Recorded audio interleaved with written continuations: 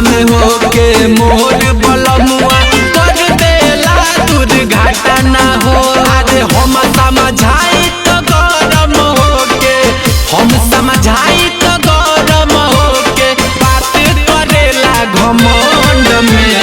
रात भर मरी हम ठंड में, गाड़ी चलावे झारखंड में।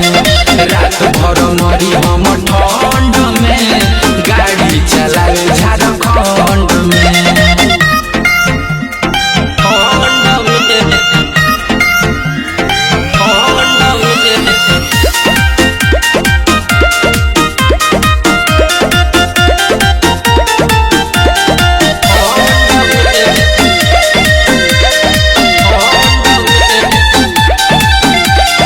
चढ़ल जवानी जियान होता रे, तू बड़ा बक्सर हो।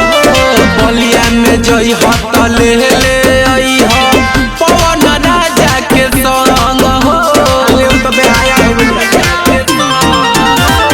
चढ़ल जवानी जियान होता रे, तू बड़ा बक्सर हो। बलिया में जई हत ले आई हो, पवन राजा के संग हो। आदे सरवन रोहित मुकेश के देखनी, राहुल सूरज विशाल के देखनी, लफुअन के झुंड में।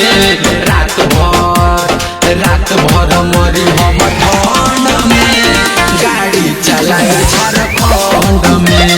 रात भर मरी हम ठंड में, गाड़ी चलाए झारखंड में। जा झारखंड में गाड़ी चलावो, हमार जवानी कोठुआ के